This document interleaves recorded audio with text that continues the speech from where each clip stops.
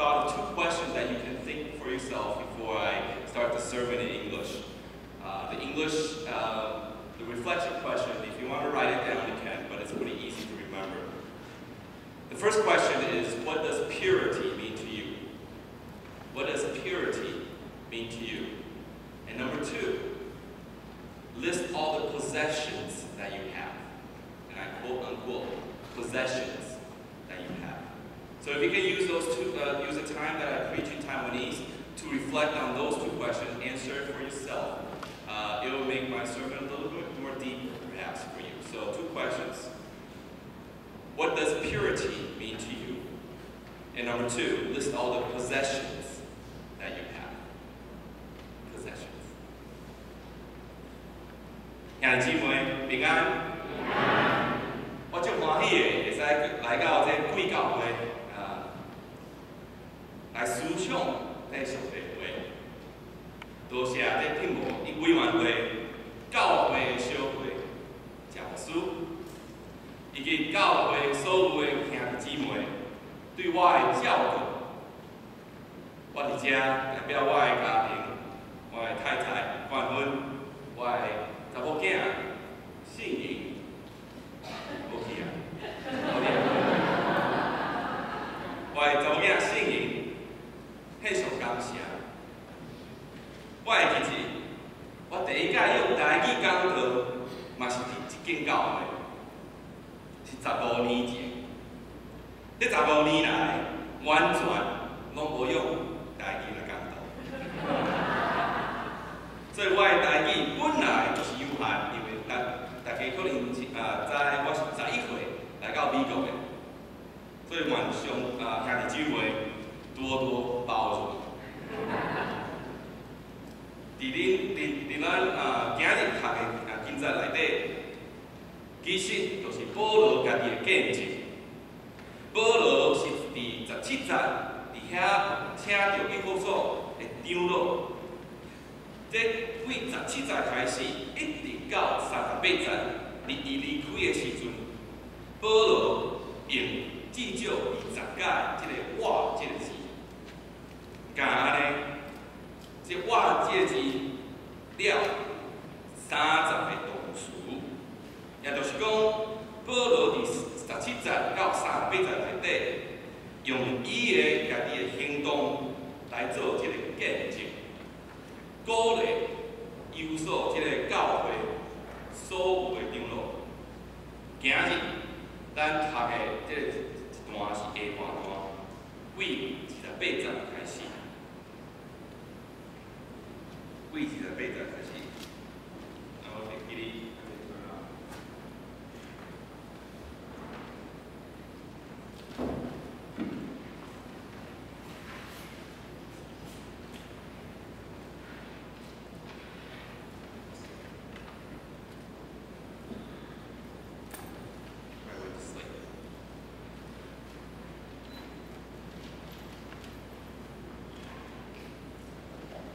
为28节开始，保罗呢提醒这个信徒爱谨慎。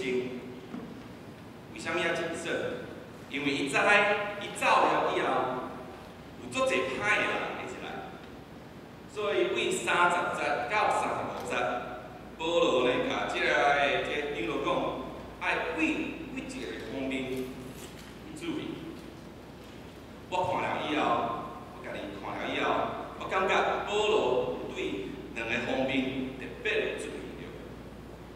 这2个方面呢，第一个方面是信徒的清气，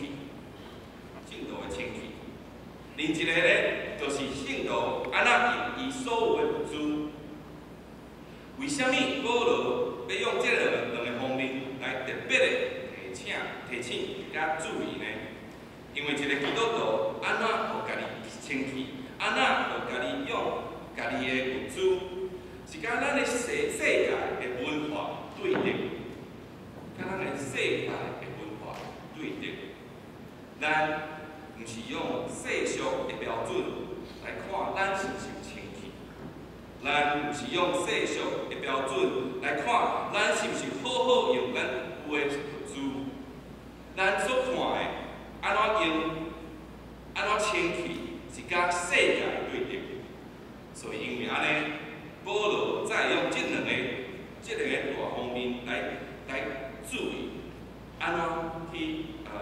清气。咱好好来看，咱好好来学习。第一个，清气。清气是啥物意思呢？简单的来讲，清气就是无垃圾的意思，对无？我伫电视有看过一个节目，叫Dirty Jobs， 唔知韩剧有看过无 ？Dirty Jobs， 这名的意思，这节目的名的意思就是垃圾的工作。这个人，伊的名是 Mike Rowe， 伊是这个节目的主持。伊主持这个节目，伊就是到所有的所在，找世界上垃圾的工作。伊甲这个垃圾的工作呢介绍完全，安怎介绍？伊呢家己去做一只工作。若是无介绍，咱拢唔知，我就去体会即只的工作。伊是要甲咱讲，虽然即个工作做垃圾的，但是无做好，遮个工作是有对人拢有个价值的。若是有做好，即有互人的价值，互人有幸福。这是垃圾的工作。伫耶稣基督的时代，有两份工作嘛是特别的垃圾。第一个垃圾的工作就是抽血的，第二个垃圾的工作就是枪击。伫迄个时代，一个犹太人的社区，抽血的甲枪击是对因来讲上垃圾的工作。这是为虾米？因为当时犹太人看抽血的是罗马人的工具，抽血的是反对因政治的身份，是为虾米反对因政治的身份呢？因为每一届看到抽血的，就会甲遮个犹太人提醒讲，犹太人家己无自由，家己呢是社会呢上较价值的人，就是安尼。每一届抽血的是互犹太人看起来是足垃圾的人，每一届看抽血的，因的政治的这个身份都会有威胁的。枪击呢？为虾米枪击做垃圾的？这唔单是对刑的方面来讲，除了迄个原因以外，因为犹太人的法律就是讲，若是一个人了讲是犹太人，这个是囡仔嘛是犹太人，这是问题啊，对无？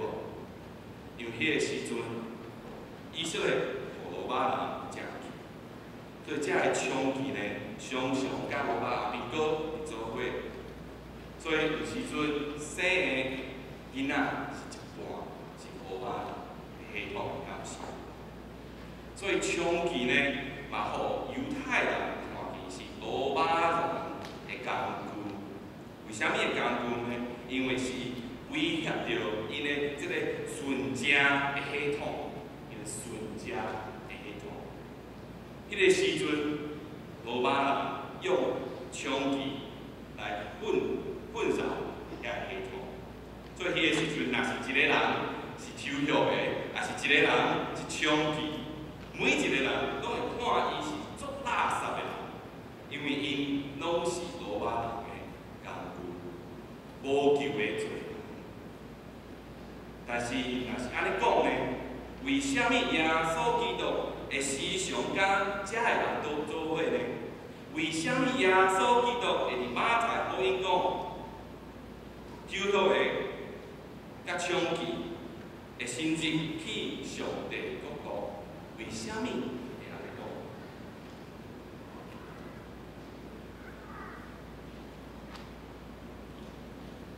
伫遐个世界的标准，即两种人是无希望的罪行，垃圾的人，毋是清气人。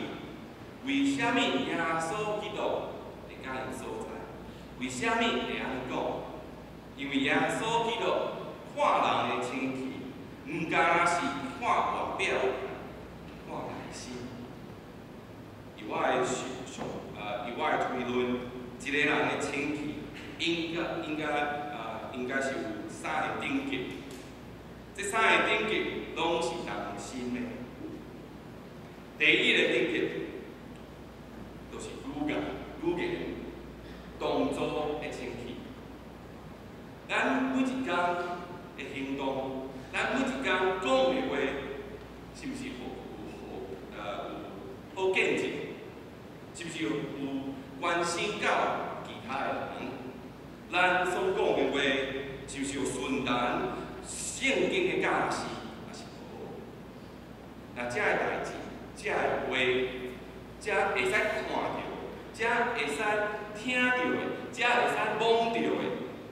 虽然是足重要的，但是要注意，咱若是甲注意到这个等级的清气，安尼尔，会伫咱的生活中三心行路。法利赛人就是安尼，就是注重外表，所以若注重外表是无够。第二个等级的清气，就是思想甲了解上的清气。这种的清气是为是对这个世界的了解，了解安怎互咱的信仰来影响这个世界。因为无耶稣基督的福音会使传扬，足侪学家、足侪神学的学家，拢是这个等级的清气，因拢有办法解释安怎传福音。因为思想足久，拢有法度去解释互别人。但是呢，要注意，咱若是停留伫即个等级的清气、理论上的信仰，咱所有的信徒甲的活力，会拢会停留伫头壳内安尼尔，除非第三个等级。第三个等级的清气是内心的清气，是心肝的清气。这种清气呢，是为谦卑的心出来的。谦卑的心出来。那一个人甲有语言、行动上的清气，无谦卑的心，伊的信仰敢停留伫外表安尼尔，无实力，也足可能的会伤心这个生活上的这个行路。若是一个人敢有思想的清气，对信仰甲世界上的了解，但是甲停留伫遮，信仰甲一个理论安尼尔，停留伫头壳内底，无动着心，无活力。但是，若一个人有谦卑的心，清气的心，伊所有的行动，所有讲的话，所有的思想，拢会有这个圣灵的生命甲活力。这个人的心，人伊的本身，就会互圣灵彻底的影响着。安尼的时阵，彻底的影响着。安尼的时阵。这个人就有办法了解上帝的意思、上帝的旨意，伊甲上帝的关系会足亲密的。安尼时阵，伊的所有的行动、所有的思想，拢会为这个谦卑的心出来，毋是为外面入去，而是为内面出来。耶稣伫马太福音5章80讲的，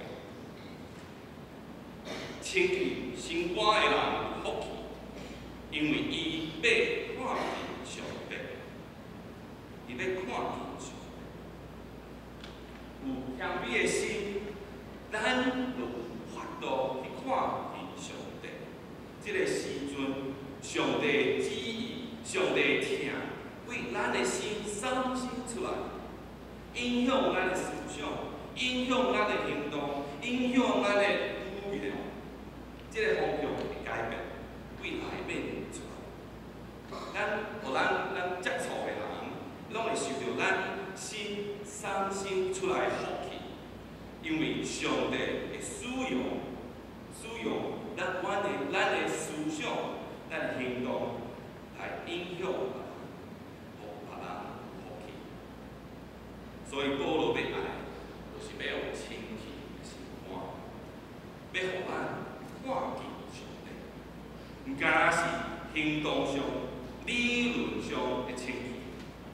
清气的心肝，谦卑的心，安尼时阵，咱就会穿世界人的福气，咱所有的行动就会成世界人。第四，保罗要甲咱教，安怎去用物资？其实要用物资嘛是有顶级的。第一个顶级是看物资是暂时的，咱会使为今日所读的即个经节内底推论出33节甲34节推论即点。保罗要甲钱财看见是足重要，所以再讲我需要的时阵，我会去做工作，提供家己，提供家己。保罗是一个足有能力的人，咱拢知。伊家己讲我是犹太人中的犹太人，对无？所以足有能力的人。若是伊买伊有法度趁足侪钱，但是伊无去趁足侪钱，为虾米？因为感觉讲物资是暂时的。甲钱呢？就是35节的意思。甲有物资看见是上帝的，互人你甲人摕的，互人你甲人摕的靠福气。因为安尼做的人，物资是看见是上帝的。话就讲起来，有一款观念的人，即个人的心是谦卑的心，一定是谦卑的。才会甲家己的物资看见是家己的，是上帝的。才会甲咱所有的看见是上帝的。安尼看物资的人，是一位完全对上帝忠心的人，是完全会服从上帝。才会甲物资看为上帝会使用的器具来祝福人，亲像一个谦卑的心。会为心内产生一个影响到每一个人的思想、甲行动。若是一个人看物资，是看家己所有的是拢是上帝的，上帝嘛共款会用迄个器具，共款甲这个物资、这个物件产生出来，这个福气嘛为内面出来，互人、互上帝的祝福。以前有一个足水的一个湖，足清气的。但是有一天呢，这个湖有一顶这个青色的这个垃圾的物件卡着，产生一个足歹的这个味。唔加安尼，动物呢啉这个湖水以后，拢拢生病了。若是有咧调查是啥物代志？结果找到，即个湖水流出来的所在，记住了足济即个树木，因为大雨大水，甲即个树木呢冲到遮，所以湖的即个下面呢，湖水流出来的所在呢，拢塌掉了。湖水无法度流出来，遮个人一堆即个树木呢，刷开以后，水慢慢啊，被拉出去。一个湖，敢若需要水流出来，嘛需要水流出去。一定爱有这流动的共款，咱人嘛共款，特别是物资方面的，咱若是甲记住这个钱财无流出来。这个物件，这个物资会互咱人变臭。咱爱记哩，会记哩。为什么死海是死的？无动物，无鱼，因为伊的水无法度流出来，所以足久以后臭去，有毒。保罗讲，互人呢，你甲人摕靠福气。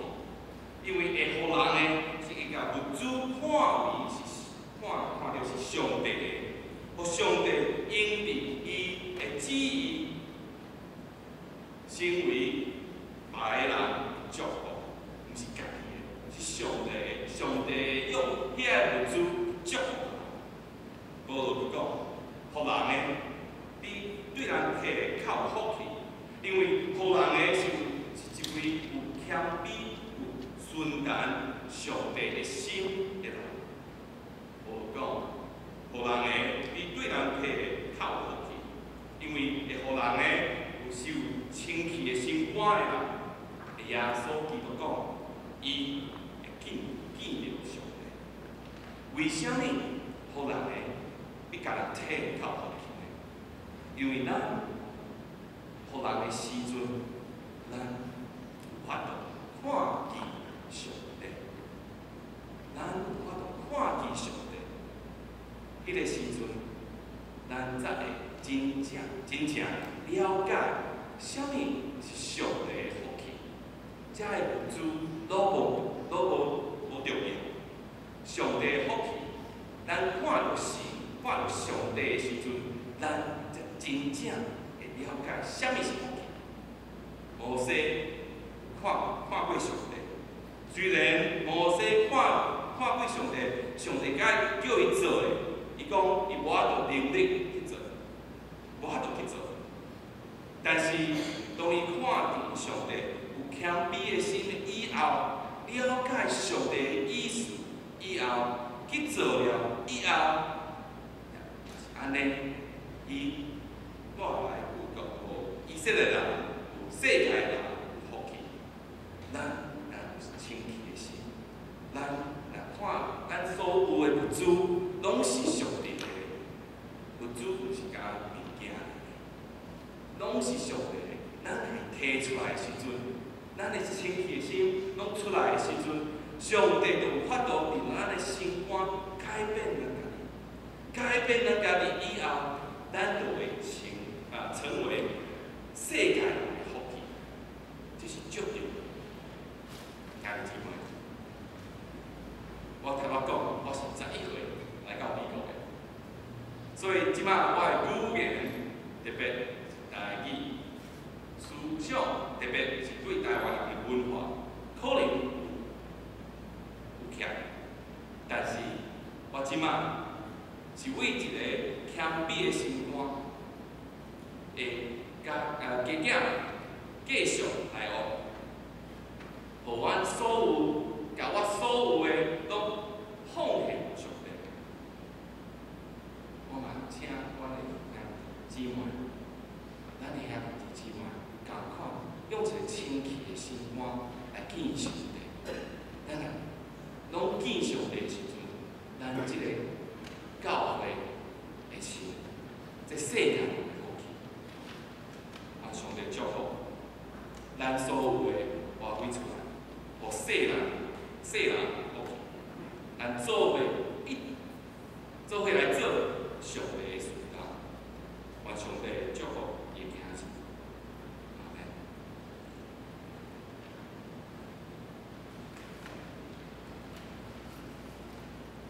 Brothers and sisters, peace be with you.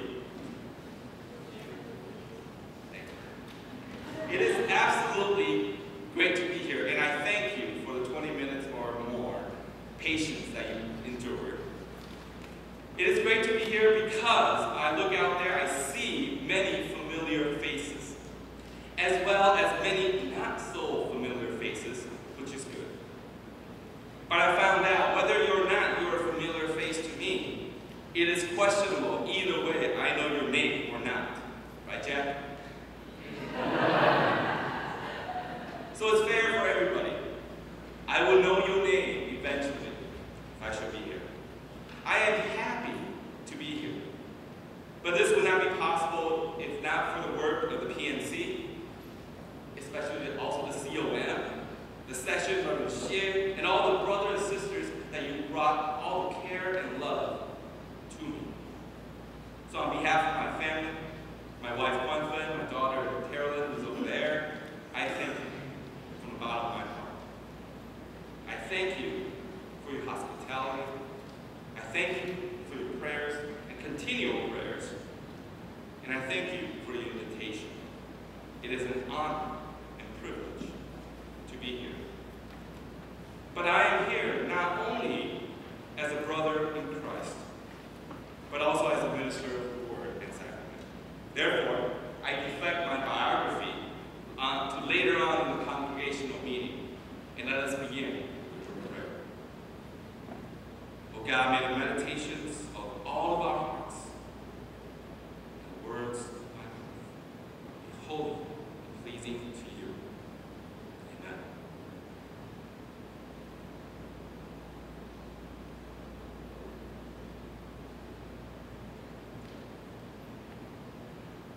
I'm going to introduce you to Mike Rowe. You guys saw Mike Rowe, right?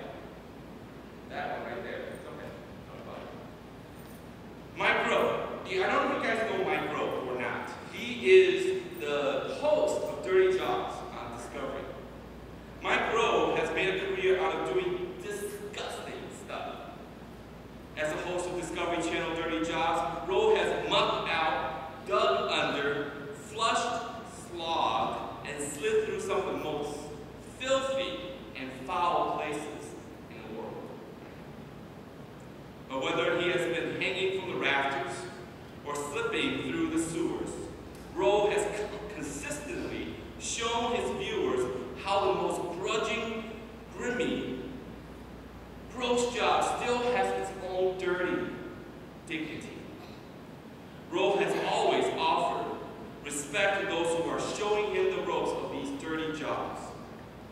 These dirty jobs, no matter how nasty they are consistently, and when it's done well, gives a sense of well-being and worth to humanity. And as most of you know, in Jesus' time, there was some dirty jobs as well. In fact, there were two dirty jobs that were particularly dirty. Not only dirty physically, but these jobs were so dirty that the people who were doing these were considered to be sinful and not reconcilable towards God. These jobs were one, the tax collector, and two, the prostitute. Neither disease, nor demons, nor DNA made these people outcasts. They had the professions that they knew would make them outcasts among their own people, and they were despised by the people they served. Why? The reason is that in Jesus' day, both the tax collectors and the prostitutes were viewed as what? As collaborators. They profited from the despised existence and the detested ruling authority of the Roman Empire.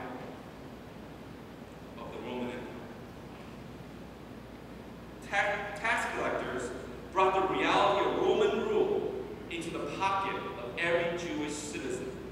Every time somebody sees a tax collector, it reminded the Jewish people that they were second-class citizens, that they had no freedom, that they were controlled by an alien. Every time the tax collector dumped coins into Rome's coffer, Israel's hope became emptier and emptier. The same way, prostitutes violated not only their sexual purity, to be sure, but also their existence also threatened the purity of Israel itself. Because according to Mosaic law, any child born of a Jewish mother was considered Jewish. So what happens when the chosen people are being created by a Roman soldier? So every time someone sees a prostitute, these prostitutes threaten the identity, the blood identity of these Jewish people. Tax collectors were instruments against Israel's political identity. The prostitutes were instruments used against Israel's genetic identity. Yet, we saw it is precisely these two groups of people, one of the most dangerous and the other most despicable, that Jesus singled out and elevated above the chief priests and the elders of the people. Interesting? Remember Zacchaeus? He was a tax collector. Jesus visited him at his home, disregarding his dirtiness. Remember that prostitute that was about to be stoned? She was on the brink of death because she was caught in an act of adultery, yet Jesus was there to defend her. He forgave her and told her to sin no more. Why did Jesus care about them? To the world's standards, tax collectors and the prostitutes were the dirtiest of all dirty. Yet Jesus saw something different. What Jesus saw wasn't the fact that they were in their actions. What Jesus saw was their humble heart. In the passage that we read today, starting from verse 28, it is actually the second half of the encouragement that Paul gave to the church of Ephesus, addressing the elder of Ephesus. From what I gleaned as a theme of Paul's testimony, I saw two major problems that Paul anticipated that will happen, always threaten the follower of Christ. These two problems are purity and possessions. Because how a person or a disciple of Christ handles a purity and possessions, how we handle purity and possession are countercultural. Because how the disciple of Christ, what we do with purity and with possessions are different from what the world teaches us. So first, what does it mean to be pure? Purity. How does one become pure? In the world standards, these prostitutes, these tax collectors, they were not pure. But Christ saw more than what the world saw. Because of this, I think there are three levels of purity. And I think this is what Paul is getting at when he was talking to the elders. I believe being pure, there are three levels of being pure. The outer circle, and there are concentric circles. The outer circle is what we call purity in action, purity in words. If we have true biblical belief, what we interpret to be biblical belief is orthodox, is right, what's on this outer circle is the purity of the visible church. It is the physical things. It is what we do. It is what we see. It is what we say. All of these can be heard, can be felt, can be seen. This is, if it's pure, that part of it, that level of purity is what I call purity in action and purity in words. But if that's all there is, it is just one seedbed for spiritual pride. If that's where we're stuck on, we'll become proud and we will definitely focus on only purity in action and words. We know the Pharisees and Sadducees were caught in the circle. They were only worried about what people can see and what they can hear. And therefore, it led to the spiritual pride that I was talking about. The second part of being pure is what I call intellectual faith purity. Purity in mind. Many people, and we know there are a lot of scholars, are able to do that and to explain how the world, what the world needs, and what we can do as Christians to help them. This mental exercise that we do in conferences, or these mental exercises that we do in classrooms, are all great. However, if we are stuck in that level of purity, all faith will become is an intellectual exercise. Faith will only become an intellectual exercise to all of us. But there is a third level of purity. Purity in heart. This is the humble heart. The humility that loves God. The humility that causes us to have full devotion towards God. The realization that a true relationship with God is like none other is all that matters. Matthew 5:8, Jesus says, "Blessed are those who are pure in heart, for they will see God." Paul wants us to be pure in heart. Why? Because we will see God. With this kind of heart, the intellectual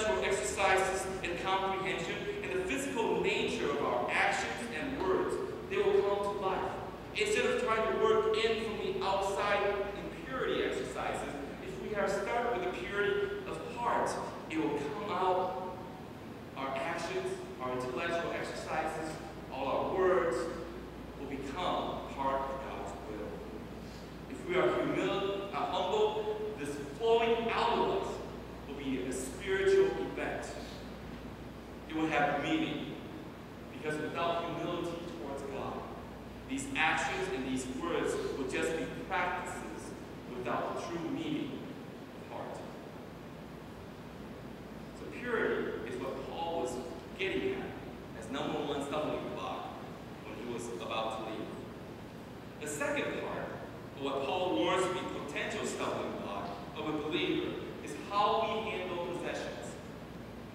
I also believe there are two levels of how to handle possessions. The first level is to see possessions are temporary. There's a story about a Dr. Leo that he had an experience in Cambodia a few years ago. He noticed that during monsoon season, people's way of life changed.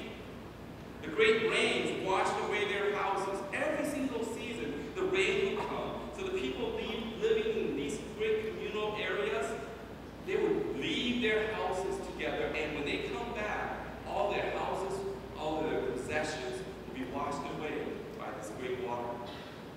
Leo wrote, I went down there on a bicycle, and there they were. I wanted to help them. Hey, why don't you just build something that will stop these waters? Why don't you move somewhere where these waters will not take away all you have? All you have.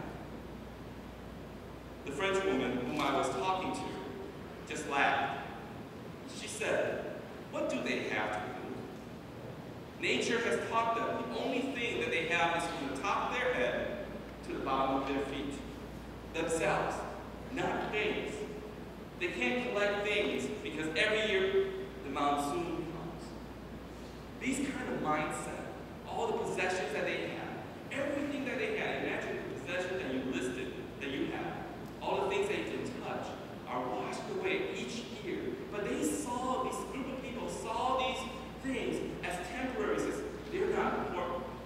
Just think, if you had that mindset with your possessions, what kind of life would you have? But that is only the first level of how we handle possessions. The second level of how we see possessions is that possessions are means of being obedient to God, being humble to God's purpose and will.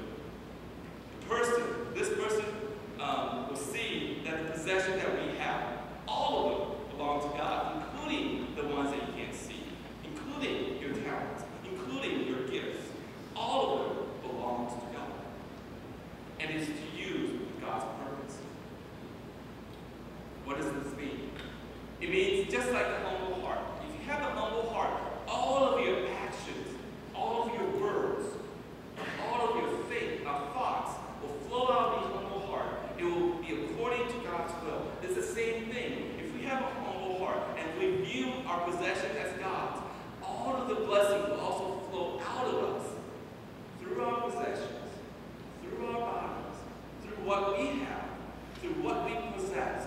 All of these will flow out of us and become the blessing of the world. There was a beautiful lake that lost its freshness. The water was clear a long time ago. People loved it. It was clean water. Animals came and drank from it. One day, because it was covered, one day the lake became covered with green scum. The farm animals, after drinking it, became ill. Finally, someone came by the lake and understood the problem. What happened was debris collecting from the hard spring rains has stopped and dammed up the lake, prevented the flow of water out of the water. There were free flow of water into the lake, but nothing flowed out. After the spillway was cleared, the lake became fresh and clean again. The flow in and flow out was necessary to keep the lake pure. The same principle applies to you and to me. We know God's blessing is abundant. We know God's blessing always flows into us. Through our blessings in our lives, work, whatever it is we possess, our gifts, our talents, what we have. The blessings flows into us. But if we stuck it up with green scum, if the flowing out of these blessings are stuffed up, ourselves, our personality, our characteristics, all of us will stink up the place. That's what happens when we stop flowing out of God's blessing. We only accept God's blessing without flowing out. We will stink up the place. Our personality will stink up the place. Think about it. I don't know if you guys know, the Dead Sea, the reason it's dead is because it does not have an outlet for these water. Whether or not you decide to keep all the blessings to yourself, yes, that is your choice. And God's blessing, part of God's blessing is giving us the choice to choose whatever we do with our lives. But let me remind you, we can be a grace, an overflowing cup of grace to the people around us. In fact, God will multiply the blessings that God has given us through our lives if we're willing to have an outlet of these blessings. Keep doing it. Why did Paul say it was more blessed to give than to receive? Because those who give are the same people who realizes that everything that we own, everything that we have belongs to God. That's God, let God use them in whatever way God chooses. More blessed to give than to receive. Because those who give, those who view possessions that are God's, are people who are humble in heart. More blessed to give than to receive. Because those people who give, those people who view possessions are God's, are the people who are humble in heart. Jesus says, He will see God. Let me ask you, brothers and sisters, do you wish to see God in your life? Do you wish to have God be present in your life 24 hours a day? It is not what we think. It's countercultural because we tend to think that if God is in my life, I'm going to keep everything that I have in my life. But that's not the way to see God. The way to see God is countercultural against the world's thinking of keeping God's blessing. The way to see God, the way to keep having God's blessing, is to get these and flow through us. To have humble in heart, let whatever we have influence our society, influence positively our neighbors, and there we will see God. It is countercultural in that way. It is more blessed to give than to receive, Jesus said once. And that is the reason why. Because He knows, in order to do that, you have to be humble in heart. And when you are humble in heart, you will see God. Let us have a heart of humility. Let's pray. God, we thank you for your presence in our lives. For the many blessings that we have received throughout our lives. For the many blessings that we have received that we have not even seen. We thank you. But, oh Lord, help us. Remind us not to keep these blessings, but use these blessings for your will, for your glory. Only for your will. Only for your will. Help us to have a humble heart to let these things go, so that others may be a blessing, may see blessings through us. This is our prayer. We pray all this in your name.